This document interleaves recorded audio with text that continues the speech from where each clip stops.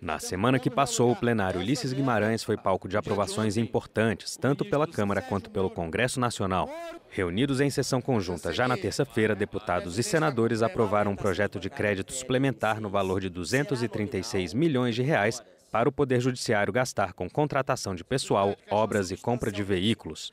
A grande polêmica do dia, porém, girou em torno do projeto que remaneja R$ 3 bilhões do orçamento, tirando recurso de áreas como educação para investir no desenvolvimento urbano dos municípios. A oposição atacou a proposta classificada como moeda de troca em favor da aprovação da reforma da Previdência. O grande e principal objetivo, pagar a conta dos votos da destruição da Previdência Social. O presidente da Câmara rechaçou a acusação de que houve barganha.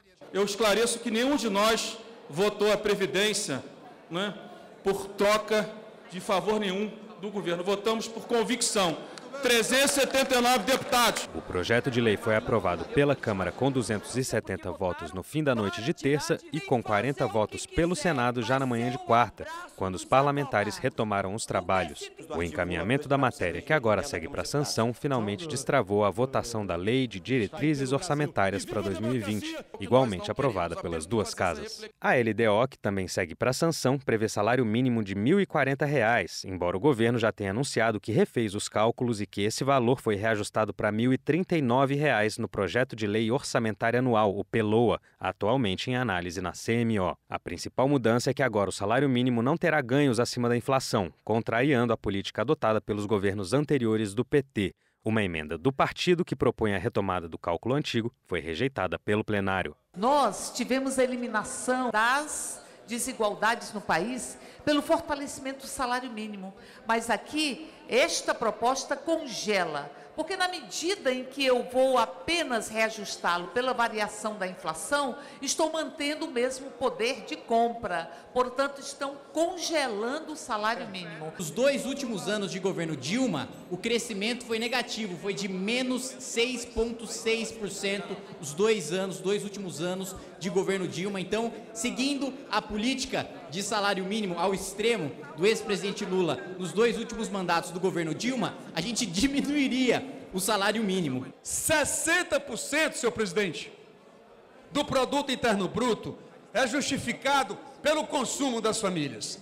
Esse arroxo no salário mínimo vai provocar mais recessão econômica, menos emprego. Nada adianta a gente ficar aqui de forma populista, aumentando o salário mínimo, se de fato a economia não está progredindo. Ainda pela LDO, a previsão de déficit primário é de R$ 124 bilhões.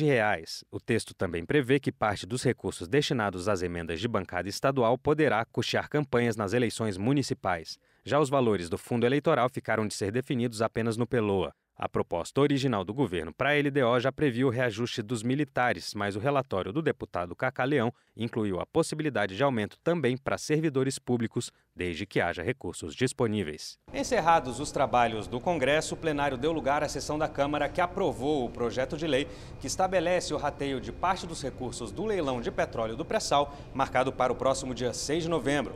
Os principais pontos de divergência do debate foram os critérios para essa distribuição, bem como a destinação que poderá ser dada a esses recursos. Ao longo de toda a quarta-feira que antecedeu a votação da proposta, foi intenso corpo a corpo dos prefeitos no trabalho de convencimento junto aos deputados. Tem um movimento de líderes de partido aqui na Câmara propondo, exigindo, criando regras para o uso desses valores.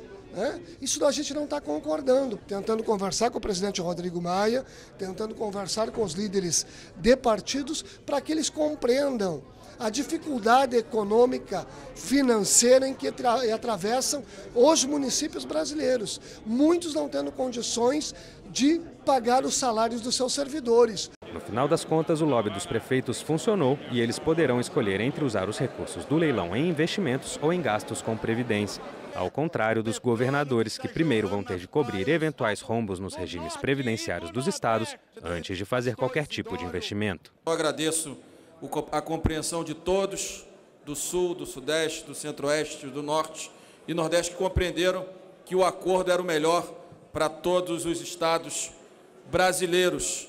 E, mais uma vez, reafirmar que nenhum de nós, deputados, em nenhum momento quis reduzir a participação de estados. E ao final de uma semana de muito trabalho, os deputados ainda aprovaram em primeiro turno e com a ampla margem de 402 votos favoráveis, a PEC que reformula a carreira dos agentes penitenciários ao criar a Polícia Penal.